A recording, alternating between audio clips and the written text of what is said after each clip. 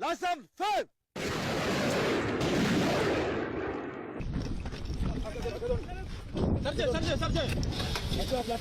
Vite!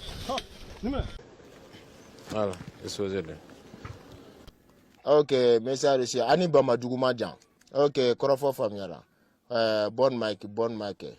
Sur la base des renseignements donnés, le commandant Djassanam et ses hommes se retrouvent autour de la caisse à sable. La mission de ce matin, effectuer la jonction avec l'échelon du fuseau nord à Pola.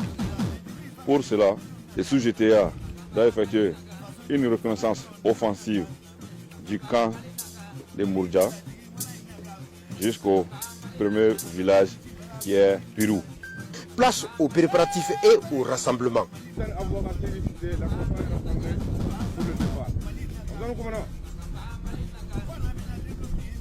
Bonjour.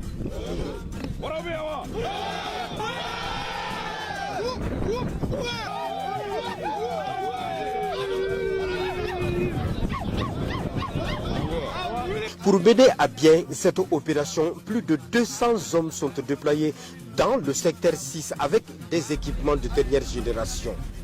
L'armée malienne change de stratégie et de méthode. Elle se veut désormais une armée plus offensive. On est assez...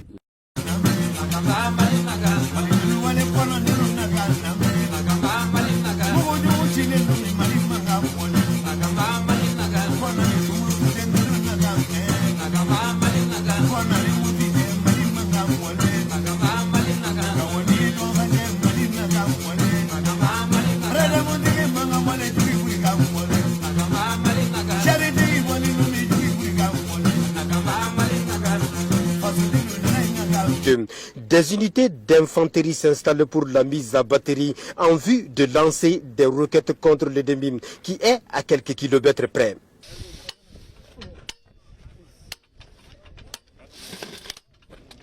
Et pour ce faire, le colonel Niagadou dévoile à ses hommes comment la manœuvre va se dérouler.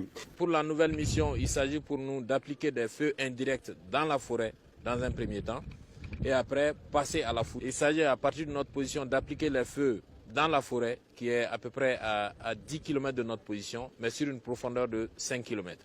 Pour ne donc pas rater la cible, le détachement de l'artillerie calcule d'abord la hausse, le jugement et la distance de la position de tir jusqu'à l'objectif. Moins 90 à vous de dire, moins 0,90.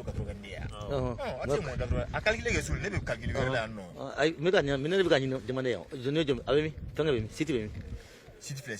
Le jugement est où? Le jugement fait 18,81. Ça fait 19. Oui, 19,00, 19,00, distance 13 km 216.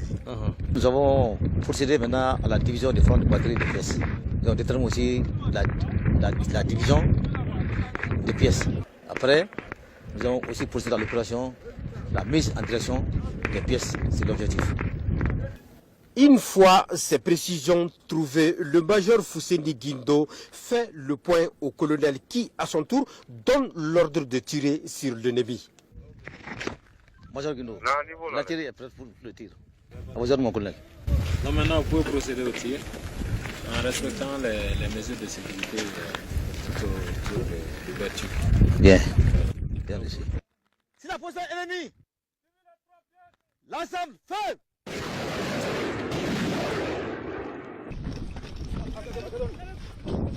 Sergent! Vite!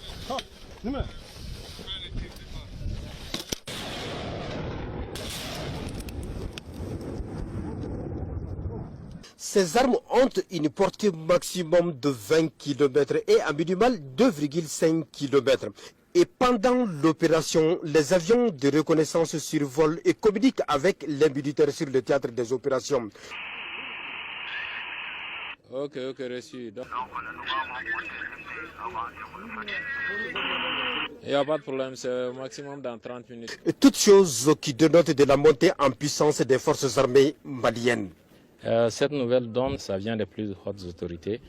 Il y a eu d'abord des nouvelles acquisitions, le recrutement qui ne s'arrête pas malgré la période de guerre et ce qui a donné à l'armée un nouveau élan, qui a permis aussi à l'armée de pouvoir déployer ses effectifs, on est en mesure quand même de pouvoir mener une offensive à 100% femmes. Après des tirs qui ont d'ailleurs atteint l'objectif, le capitaine Cissé et le lieutenant Doucouré préparent leurs troupes au ratissage. L'issue de Kélétri 3. Ralliement à mon niveau. Après la frappe d'artillerie, d'appuyer la compagnie du ratissage. Au cours de cette opération d'envergure dans la forêt de Ouagadougou, les humains pour eux ont été récupérés et mis à la disposition des populations. L'opération a réussi.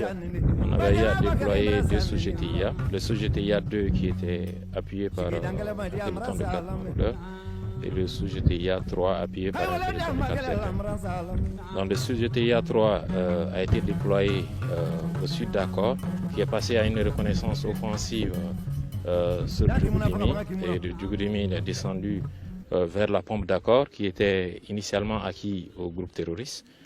Et de la pompe d'Accor, on a eu à faire des opérations là-bas, des terroristes ont été neutralisés.